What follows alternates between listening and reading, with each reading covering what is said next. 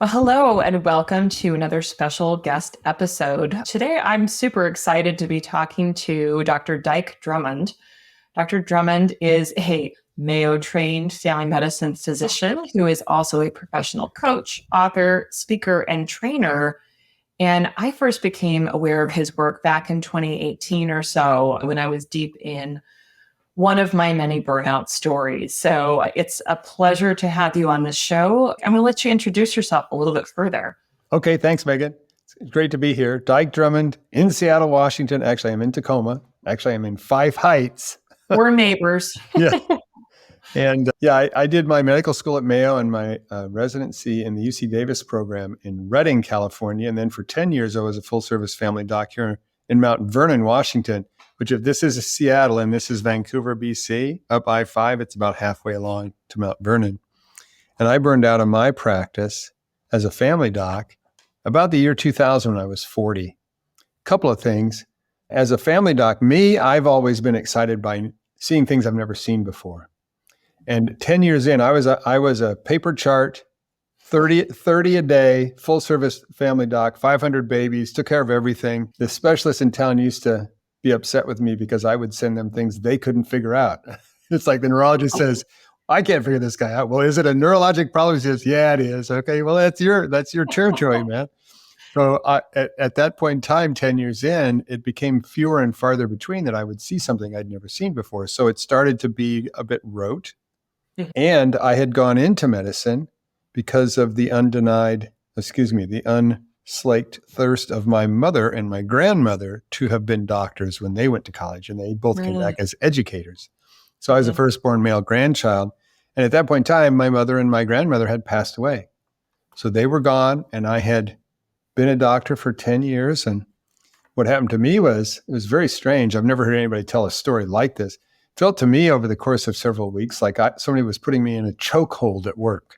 Man. And I was seeing patients. It felt like somebody, if you've ever seen a cage match, it's called a rear naked choke. They put their elbow around your neck and choke you into unconsciousness from behind. I didn't know what it was. I took a sabbatical. Sleeper hold in the movie, right? Exactly. I took a 30-day sabbatical, shaved my head, did a bunch of yoga, hoped that it would go away. But the first day I came back, it was there again. And all I could do was escape. So on noon of that day, I walked into the CEO's office and signed my resignation and walked away from my medical career, which I don't recommend as a transition strategy. And it burns a lot of bridges. But I had some money put away, and I put food on the table for several years as an itinerant walk-in doc, which was a soul-crushing exercise in failure because I had wanted to move away from requiring medicine to be what puts food on the table. One of the very first things I did, though, in the year 2000 was I got certified as a coach. I still don't know why, except it seemed to me it was another way to be in service to patients, clients, in a completely different fashion than what a doctor is. Because a coach is almost the opposite of being a doctor, where the doctor is the expert, makes the diagnosis, gives the orders, and everybody obeys or complies. Coaching is not anything like that.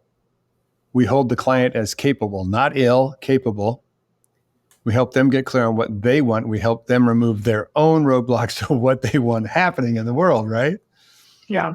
And then for 10 years, I supported my now ex-wife as she built her practice as a trainer, teaching people how to run better meetings.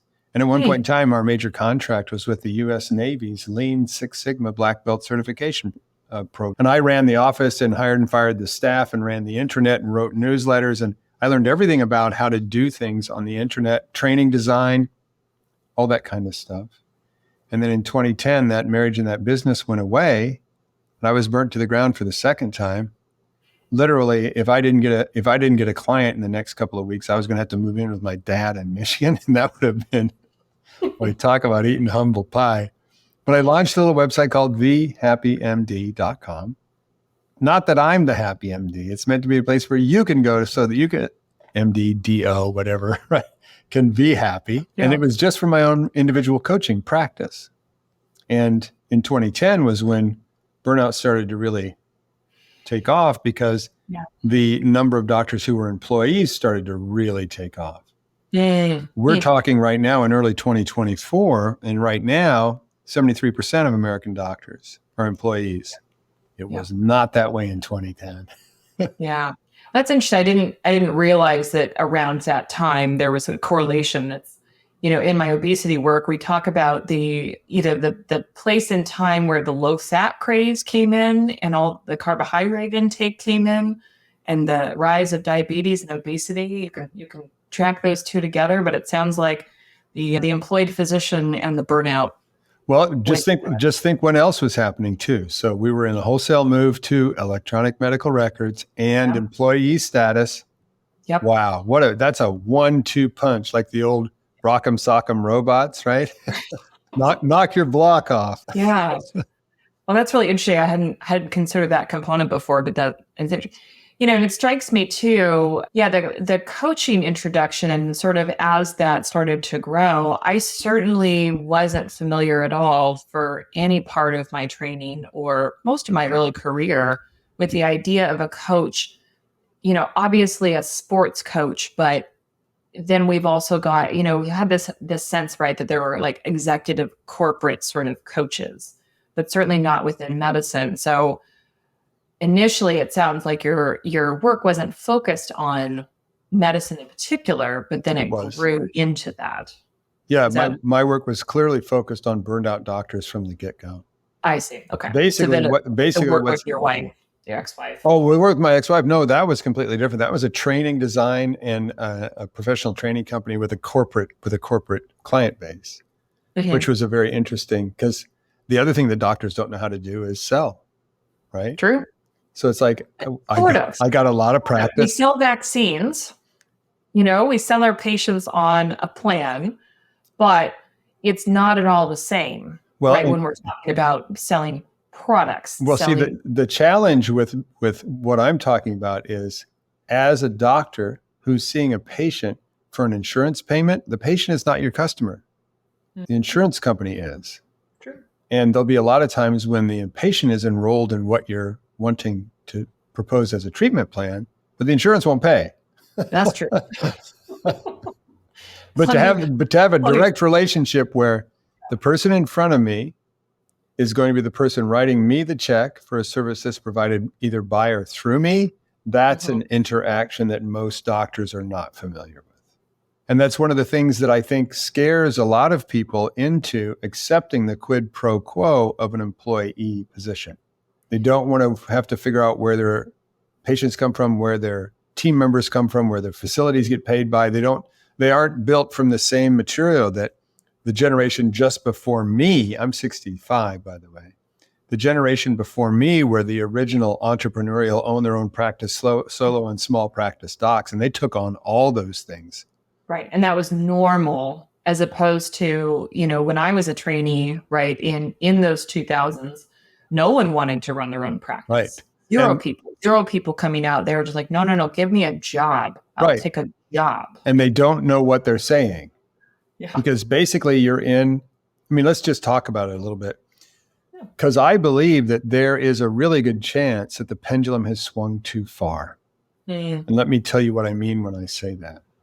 So back in the day when I was in residency, there were no work hour restrictions. I distinctly remember working 124-hour a week in a pediatric ICU rotation at Sacramento General Hospital. That's brutal, man. That's gulag. Brutal. 168 hours in a week. Yeah. Isn't that? Yeah. Right.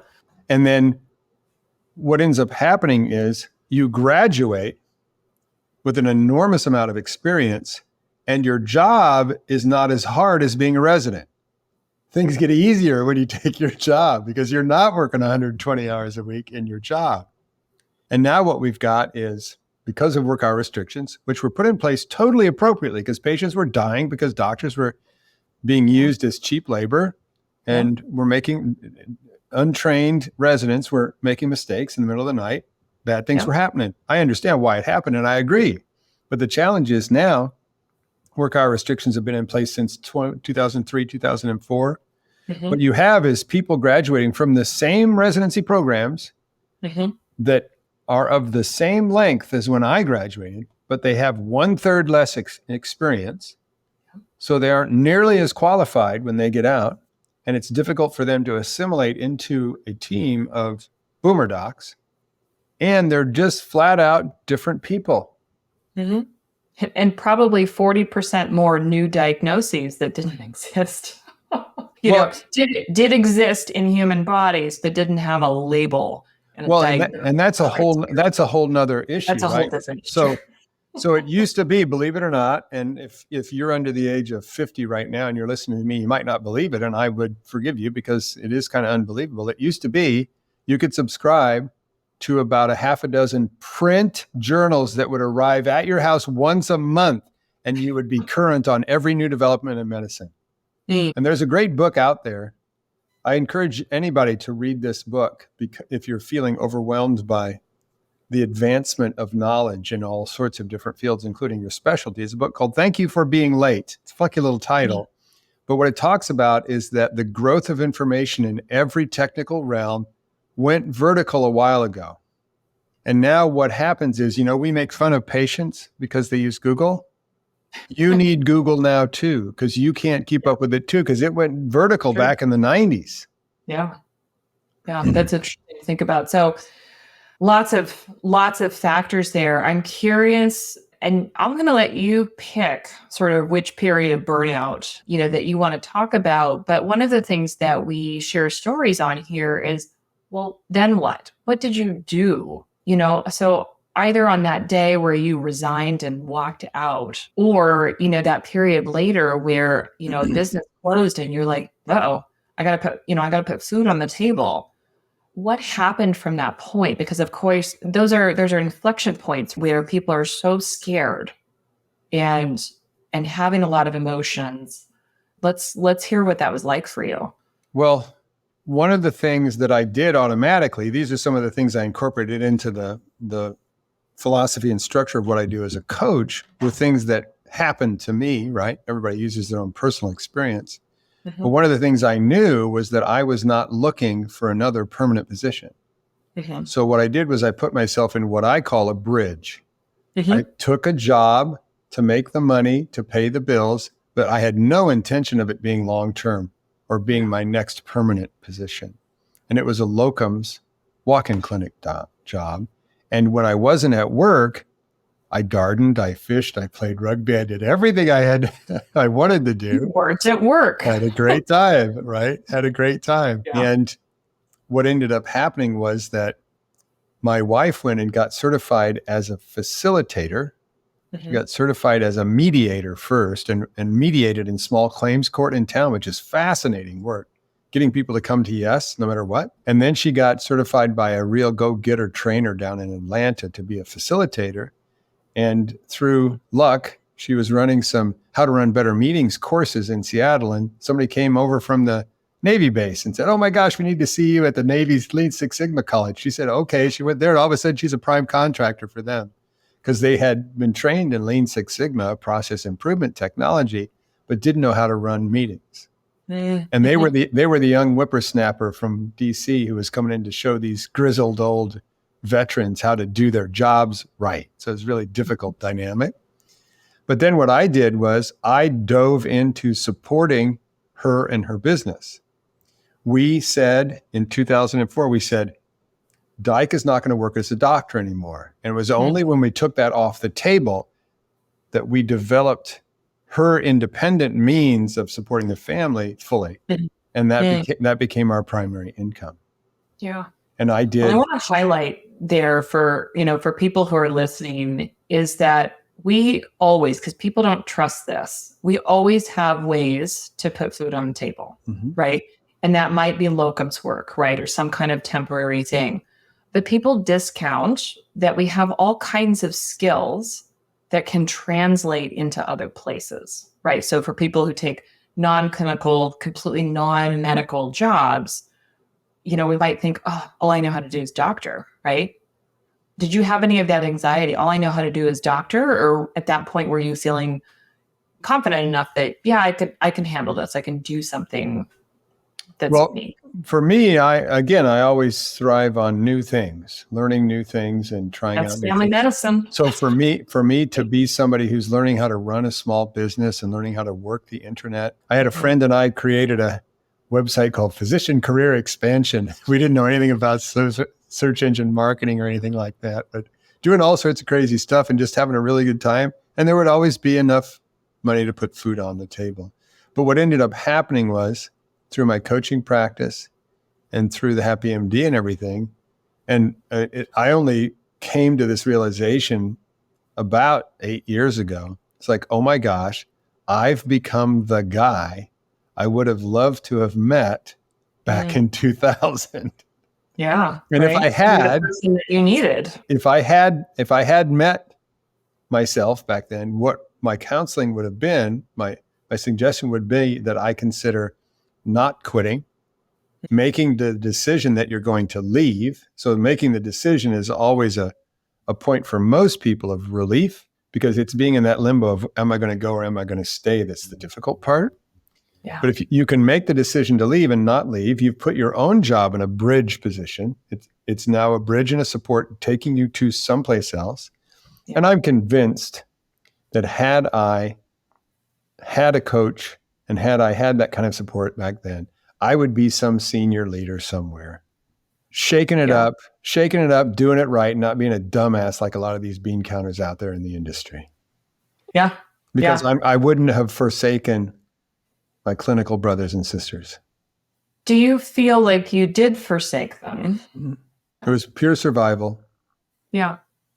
Because that's certainly another concern that comes up all the time as well. I can't abandon my patients. I can't abandon my colleagues.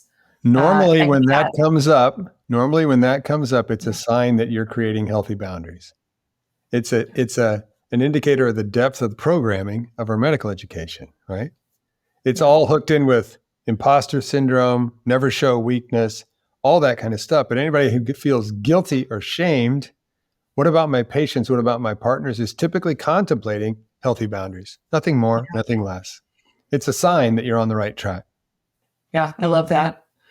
And so tell us when, you kind of hit that second breaking point and you're creating Happy MD, but you're coming out of a difficult period, it sounds like. Oh, yeah. What were you doing to take care of yourself? What changed for you other than, sort of scrambling to figure it out?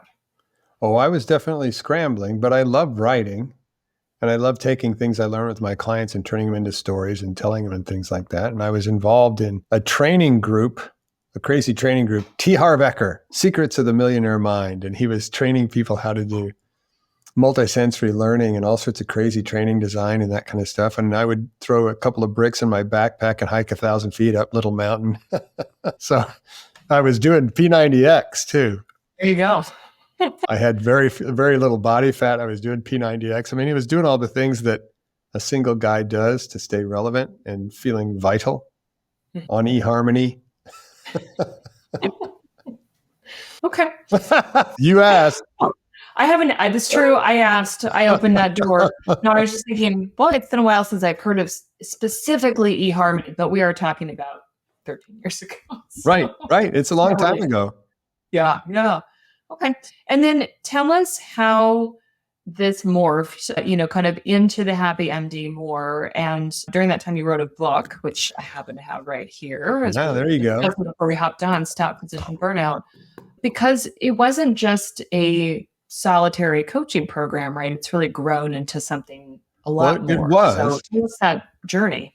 Yeah, it was. But here's an interesting thing. So, dear listener, if you know anything about search engine optimization, I was doing this in 2010, and I knew a little bit about search engine optimization. And I knew in order to figure out who was on the first page of Google, I needed to go to the library to a computer that had not searched the term physician burnout before, because we didn't have incognito windows, right? Mm-hmm. And so I went into the local library and I punched in physician burnout, and there were 10 results on the first page at that point. And I quickly realized none of them had been structured to be there. They just happened to be academic articles where the title of the article had the words physician and burnout in that order in the title. Mhm. And so what I did was over the course of about 6 months, I wrote 6 or 8 articles that I made to rank. I created them with the on-page SEO to rank. And I had 8 of the first 10 positions on Google. The first page was mine. And it stayed that way for about 6 years. So Wow. for about 6 years, anytime anybody searched physician burnout, they ran into me. And then I put articles on a whole bunch of ancillary terms: physician leadership, physician suicide, stop physician burnout, physician wellness, physician well-being. And I rank for a whole bunch of those things. Google's algorithms have changed, and now they think the AMA is the only person who knows anything about burnout. And but they do have their badges, and everybody climbs over each other to get those.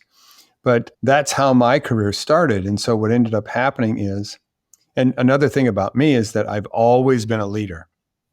I'm one of those people who, it's not that I push for it, it's that it sort of seems to happen to me, right? And in my little 40 doctor multi-specialty group as a doctor, I was the chairperson of the executive committee. I had a 23-year career playing rugby. There were only 2 years of that, I was 23, when I didn't captain the team I was playing on. Mhm. And so I naturally gravitate towards working with and speaking to leaders. Mhm. And so I also like to write. So I wrote blog posts about what I was seeing that was burning people out and making them better. That turned into the book. And then in this time frame, we're now up around 2012, 13, 14. There's a whole new ecosystem of physician leaders out there that are CMOs, Mhm. where their organization didn't used to employ any doctors, but now they employ 200. Mhm. And they're having to deal with whiny doctors all day long. And they say, Right. Dike, is there anything you can do to come train our doctors to not whine so much? They don't say it like that, but that's what they really want. But sometimes they do behind closed doors, Sometimes they do right? right to my Oh, these face. physicians complain so much. They whine. I mean, we certainly hear that story. By the way, the most important thing you can do as an employee physician is have regular meetings with your boss and not complain. Because if you can't get those meetings to a 5-to-1 positive ratio, you won't have any influence over that person. But I digress. So what ended up happening That's a is, whole separate podcast topic to go that's through. physician leadership. That's what we call manage your boss. Yeah. And so I developed a line of trainings, and I started to get corporate business speaking in addition to my private clients. And at this point in time, that's mushroomed into, I've trained 40,000 doctors. I stopped counting 5 years ago, but it was 40,000 then. I've sold 40,000 copies of the book. And we moved up to doing a leadership development training, wellness leadership development, training wellness champions, the person who would run the wellness committee, create the wellness strategy and manage it and interface with the C-suite, Mhm. because that's where the low-hanging fruit is. Yeah. And our training is relentlessly practical. And I would never, as a coach, I would never teach somebody something and then not give them follow-up. So we include between 8 and 12 weeks of weekly follow-up coaching. So when you get back home and you're using your new tools, I'm right there to help you when you run into a sticky conversation with your CMO. Yeah. Other people teach you how to be a chief wellness officer or a wellness champion, but they don't give you any coaching because they're not coaches. They're academics talking about abstract concepts. And they also charge 3 times as much as me. Well, and it's that concept, right, of, okay, I'm going to go to a CME conference somewhere. I'm going to learn too much information. And we're motivated in the moment. We're going to take it home. We're going to apply it everywhere. We forget it. We forget all of it. Well, the first thing that happens is the CMO will gut you with a dull knife in the first conversation you have about wanting to do something meaningful. And you have to be able to survive that conversation and maintain a relationship there that has some influence. That's the hardest part. Most of the coaching is about conversations with senior leaders. Yeah. Well, and I'm hearing too this theme that I want to pull out for my listeners of, having an area that you're passionate about and being willing to stab at it from multiple different directions and have the persistence with it. I think and you probably have encountered this as well, right? There is a fatigue that we have from learned helplessness, right? Of being told no over and over and over again, not getting the resources that we need. That if we ask for something to be different and we hear a no, we'll often just stop asking and resort to whining and complaining because that's all we feel like we can do. But in your story, there's this level where you had to keep at it and you had to keep growing the skills and learning new skills like SEO, which is not the rabbit hole that lots of people want to go down in order to, continue to pursue this passion. Yeah, the thing that happens with most physicians is the thing that hamstrings them, and an approximate cause of a lot of burnout is residency. Mm-hmm. Because residency does two things. It teaches you how to practice in your specialty, and it teaches you how to be a good resident. And out in practice, good residents crash and burn. Because residency, if you look at the task of preventing burnout and creating a healthy lifestyle as a resident versus out in practice, they're two completely different things. Residency is a survival contest. Mm-hmm. Everything is predicated on getting to the finish line. And it's finite. It's right? finite. It has a beginning and an end. And it doesn't matter if you get to the finish line in one piece. You can be missing 3 fingers off your left hand and 1 eye. But as long as you drag yourself across the finish line, what do they call the person who graduates last from medical school? Doctor. But then once you're out, what's happened is you've been in the medical education system. I'm a family doc, 7 years. That's as short as it gets. I know people who are in for 16 and longer. Yeah. But in those 7 years, it's interesting, right? You know basic training, right? We all know basic training is a conditioning exercise. How long is basic training? 4 weeks? 6 to 13 weeks. How long is medical education? 7 years minimum, right? So we're incredibly conditioned to just do whatever it takes to get to the finish line and not ask any questions, not ask for any accommodations, not ask for any help. What if they find out, right? Mm-hmm. So what do? We walk out and we're just looking for another set of tracks. Yeah. We're going to be yes, ma'am, no, ma'am, 3 bags full, ma'am. Yeah. And you're just going to, especially if you've got 1/3 less experience than me, and you've been coddled by a wellness program in your residency, and there isn't one when you get out in your job, you're going to crash and burn, man. Yeah. Well, and this is something that I had to let go of in my own story of, this feeling of they're out to get me, right? They're out to ruin my life. I don't think that. I think there are many, many, many problems with the healthcare system.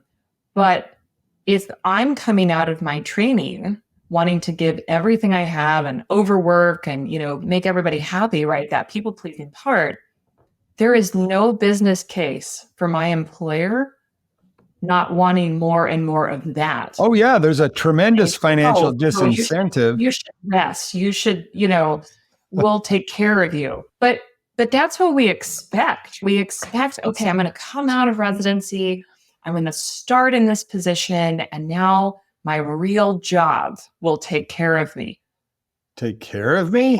Why? I think that, and maybe that's a generational divide thing. Wow. Okay. Not take care of me of like life of luxury, but that it won't be this hard.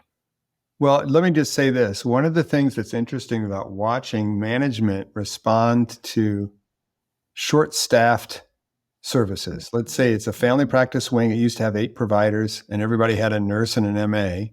Right. And now we've got 5 and nobody's got a nurse and we've only got 4 MAs. Mm-hmm. What do the doctors do?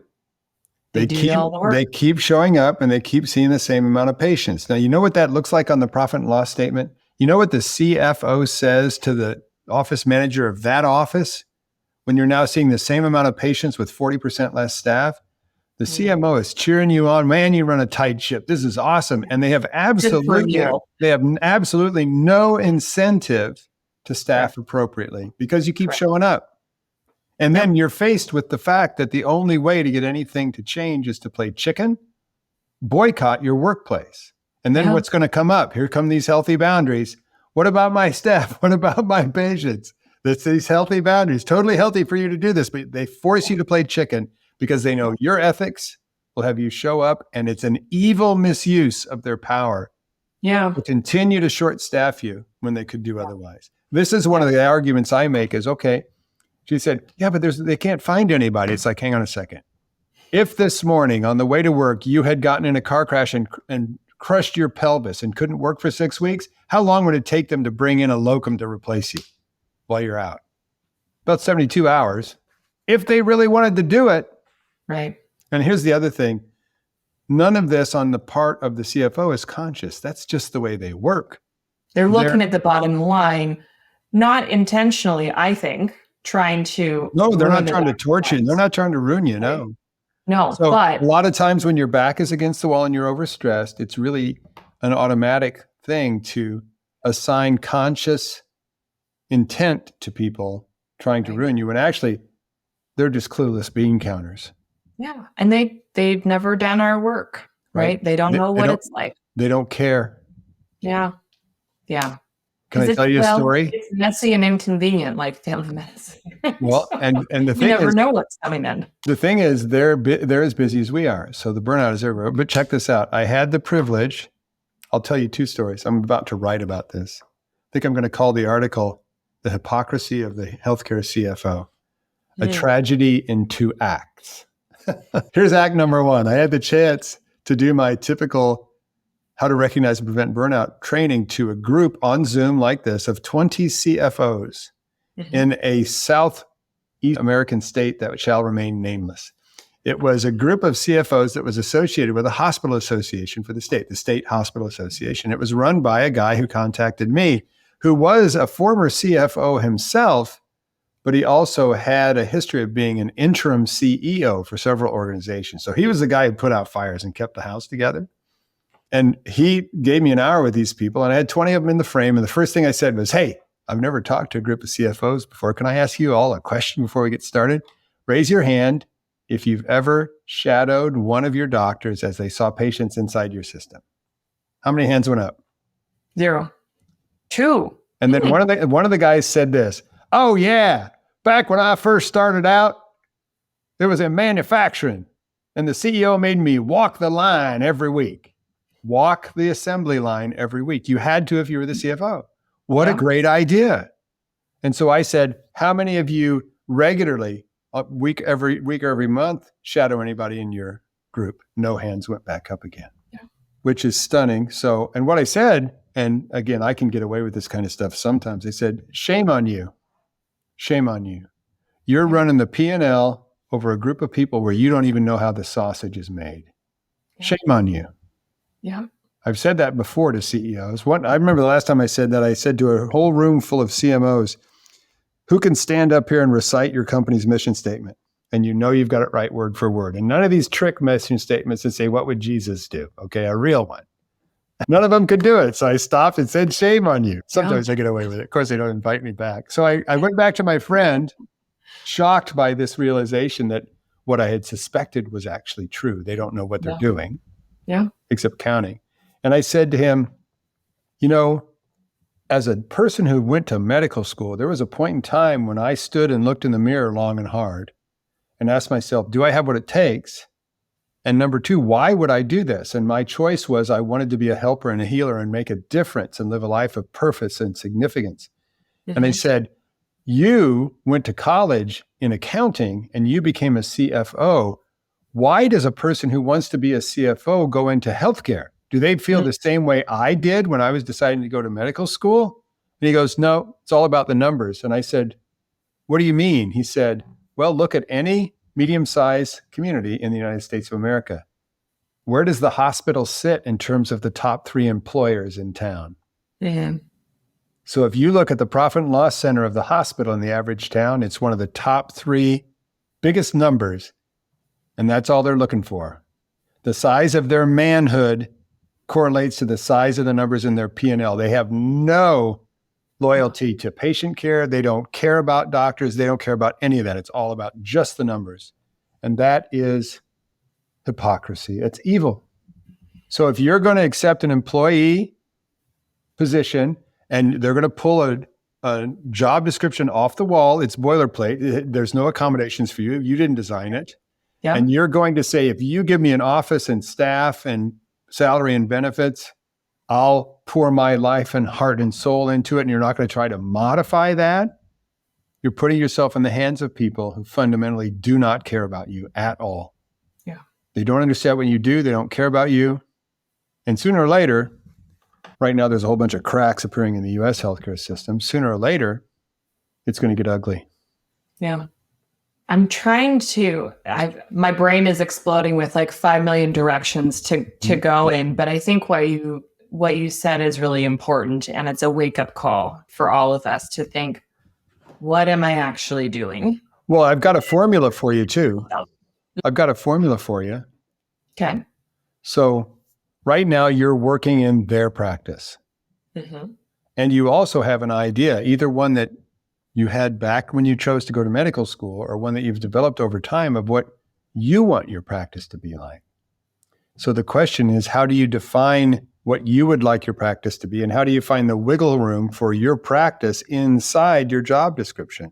Mm-hmm. So when people come to me and they're employees, some of them change jobs, but most of the time they go into another employee position and they find a leadership team that is more of a filter between them and the administrative side of the house, somebody who understands them and protects them. And they get really clear on what their ideal job description is, and they actually make it theirs. Take it back is what I say. Take back your practice. Because if you can get enough wiggle room that you come home at the end of the day and you say, I made a difference today, and it's satisfactory enough, then a job can work out. But remember, they didn't teach you any of this in medical school or residency. There's actually 7 missing skill sets that end up being what we teach our coaching clients. Mm-hmm. And one of them is how to identify and walk baby steps every week towards your version of an ideal practice. Yeah. Even if you don't make any changes, and I should say, you don't leave your employer, right? Even if you don't leave your practice. Well, people think that's impossible, but it's not. Right. It's not impossible to change yourself once we get really clear of this is me and what I want, and this is them. Well, and they are. Yeah, my numbers go like this. I've been doing this for a long time, thousands of doctors. And in my experience, everybody that I ever came on board with me as a one-on-one coaching client was convinced they wouldn't be able to stay where they were. Mm-hmm. And over the course of about 6 months, 70% of them have gotten to a point where they felt comfortable enough that they would stay. 30% triggered a job search, but the 30% who trigger a job search always have a conflict with their direct supervisor. And sometimes their boss is actually a psychopath. But here's how we do it. I can do this. I can show this to you and your listeners right now, because this is a test you can do right now, right? You know what your current job feels like. This is a Venn diagram, right? We're doing this. Get out your finger circles for those of you who are listening to us. So you know what your current job feels like. This is all about feelings. This is not a mathematical equation. You know what your current job feels like. You know, if you were able to realize it, what your ideal job would feel like. How much overlap does it feel like there is between those two right now? 20, 40, 60, 80%. What's your number? And by the way, if you're following along at home, you might want to stop this, grab a piece of paper, write down today's date, and put your number down. Yeah. Let me give you some normal values. So the people I work with, if they're 60% or above in their overlap, and especially if it's going up right now, the next question I'll ask is, does it appear to be going up or down? Those people are pretty happy. And just so you know, this Venn diagram never becomes 100. Yeah. If you're an employee, you will never be able to build your ideal job inside the job description of your employer. It won't happen. But the fact that you can improve it and the fact that it does improve over time restores your faith, opens up your heart, makes everything feel different. Now, if you happen to be 20, 30, 40% and it's going down, it doesn't feel good at all. And what breaks my heart, most of the people I meet say, you know, Dike, I still love seeing patients. I still love being a doctor. I just hate my job. It's like that person still has heart left. Yeah. What hurts me is to watch all of these people on the internet in places like physician side gigs on Facebook, 130,000 people, miserable, giving up on their urge to want to be a helper and a healer because they've been beat down so far and they haven't got a mechanism to get back up again. But again, in a supportive circumstances with the right tools, 70% of folks will come around. Yeah. It's been rare for me. It's the cynicism component, right? It's that challenge of choosing to believe that it might be possible to love working again as a physician, right? Which is a hard thing to do when you're feeling so beat up. Well, and one of the things to recognize, and again, unless you're talking to a coach, you're probably not going to have this conversation, is when you are playing the victim. Because there are times when you are being literally abused and victimized, and there is a perpetrator, but most of the time there isn't. And the key is, these are the three symptoms that you're playing the victim: blame, justify, and complain. If you're blaming, justifying, and complaining, but you're not changing your own actions, then you're playing the role of the victim, looking for a perpetrator that probably doesn't exist. For everyone out there who's wincing, having just heard that, it stings, doesn't it? We get it. We get it. I get it. That's exactly how I found your book years ago. Being in that place, all of it. Well, and let me say it a different way. This won't sting any less. You don't get what you want in life. You get what you tolerate. And one of the things that will get you to change your reality is when you say to yourself, you know what, this sucks.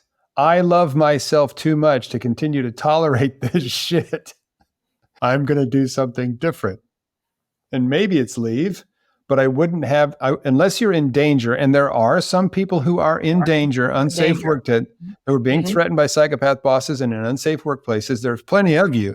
But unless you are in danger, if you are in danger, walk away. Yeah. If you're not in danger, though, you have the ability to change your circumstances. Yeah.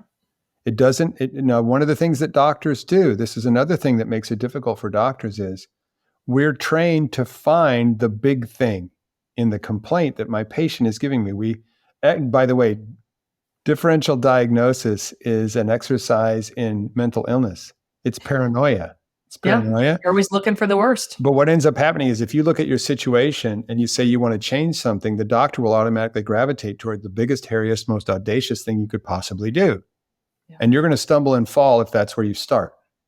Just like if you walked into the gym because you decided to get fit and you picked the biggest barbell off the rack and tried to shove it over your head, you probably break your neck, right? Yeah. So what you want is, and what I encourage people to think about is, well, look, we're trying to get a toehold and establish momentum. When you think about what you want to do, think about what's the smallest step you could take in that direction. Yeah. What's the smallest step? And be consistent. And I'll give you one right now, because I'll grab number one, EMR, right? Documentation and digital data flow is what drives people crazy. Yeah. What I want you to think about is broken record moments. Now, I realize I'm stating my age when I say broken record, but that's when the record repeats and the record repeats. I know what a record is. I'm good. Okay, great. Vinyl, right? But when you find yourself sitting there on a Thursday going, oh my God, this is the 14th time I've written this note. Yep. All you have to do is write down what you were writing in the chart, write down the topic. And every time you see a broken record moment, just write down the topic on a list of paper. And then you got to just find somebody who knows how to help you and template it. Because the fastest way to get home at a reasonable hour is to be fully templated. Yeah. And templates are magic. Yeah. How many times do you have to make a template? Just once. I mean, you do have to remember that you made it. Now, I will say I'm an elderly millennial. I'm just on the cusp. And those of us who are on the younger end, we probably don't need someone to make it for us. We could have somebody make it for us. That assumption. But the point is that stop typing the same sentence over and over, but make it easier. I love the question, how can I make this easier? Yeah. And when all you have to do is make a template once and you can use it. You can use it this many times. Are you ready? You can use it this many times. It looks like an 8 on its side, by the way, right? Infinity symbol. So yes. You are getting home sooner without working harder because you made that one template that one time. But you have to do something different, something little, and over time, what happens is it adds up. Yep, we got to use the technology though, and I'm just going to put in a plug for. Certainly, we've got a new wave of tools out there, digital scribes, which are a very interesting, early stage. But I know that's being rolled out in some systems. But for those of us who grew up on dot phrases and Epic or similar, There are very simple programs that you can download on your computer, and it is dot phrases wherever you go. That's what I use actually, because we were changing from one record to another when I joined the practice that I'm in now. And I took everything with me rather than build it here, build it there, just to say that there are tools that we can use to make it easier. Well, we actually have had in my network, spontaneously in the network, there has been a movement that's adopted a specific note writing software called Nabla, Nabla, Nabla Copilot. It's gotten rave reviews across a number of different specialties. By the way, I have no financial connection with Nabla at all. Just that spontaneously people are coming into our coaching calls, our group calls, and saying, hey, I had one person who loaded it on her computer but hadn't started up. And then her MA didn't show up on a day she had 26 patients. She got out on time with all her notes written. She was blown away. Yeah, I think one thing that I needed to do for me, that I need these tools, and I've used Nabla, they got to keep up with the complexity of the 12 different complaints that people bring in and know what goes where. Right. But we'll get there. You've already dropped some gems on us, but for someone who's out there listening and they're, kind of deep in their burnout, they're about ready to walk into their boss's office and put in that resignation notice or flip the table or, whatever they're feeling. What's one thing that you want them to know that you wish you could have known in that moment? Well, it's the whole meta discussion of your relationship with your career. Now, one of the things that happens in residency is that there's no room for anything but being a doctor as you traverse your residency experience. Right. There's just an overwhelming amount to learn and an overwhelming set of commitments. So you jettison your friends, you jettison your hobbies.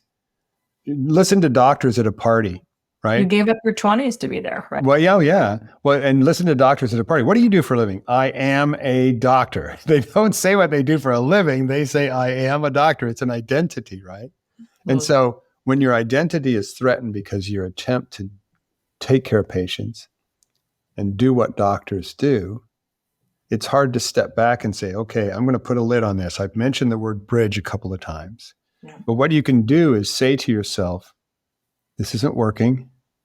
I'm going to back away from my commitment to the institution, right? And I'm going to put myself in a bridge position where I'm actively investigating what's next if this is not it. And take on the task of deciding how you're going to make your career yours and stop being such a good resident. Yeah. Decide autonomy, right? Yeah, decide what it's going to look like when you are on your deathbed and you think back to today and maybe you thought to yourself, that's when it all changed. Mm. I encourage you to go find somebody. This is always an interesting assignment. I've been given it for years. Find somebody who's a senior statesman in your group or your society or your town, just an old doc that when you look at this person, you look up to them. You think they're pretty cool. And maybe you're even saying to yourself, oh man, I hope I'm half as cool as that person is when I'm their age. Ask if they'll have a cup of coffee with you. Buy them a cup of coffee and ask them this question. Tell me your burnout story. Yeah. And the cooler you think that person is, the more likely they are to say, what are they going to say, Megan? Which one? Yeah, which one? Or maybe nothing. But what burnout is here for is to make you so uncomfortable you can't not make a change in your life to put you back on a path with more purpose. Look at me. People say you're not even a doctor. The hell I'm not a doctor. I'm taking care of more doctors now and indirectly through them, more patients now than any human could ever take care of. I'm completely devoted to the profession and the people who practice the healing arts. So there's always a way, as long as you're true to your heart and you do want to be a helper and a healer and make a difference. Mm-hmm. There's always a way to express that. It isn't necessarily where you are now.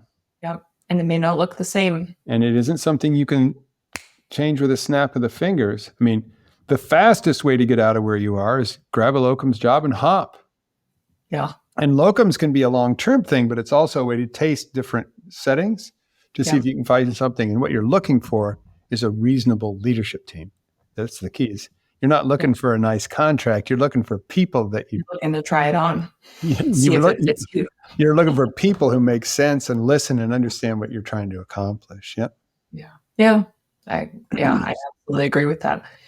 Well, Dike, you've given everyone a lot to think about. If somebody is interested in learning more about your work and what you do, please share with the audience where they can find you and your work.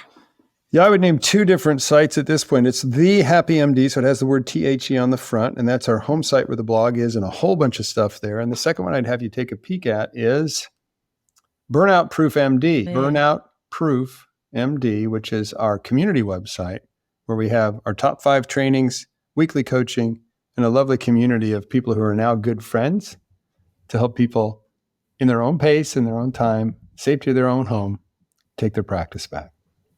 Awesome. We'll have links to all of that in the show notes so that everybody can make it easier.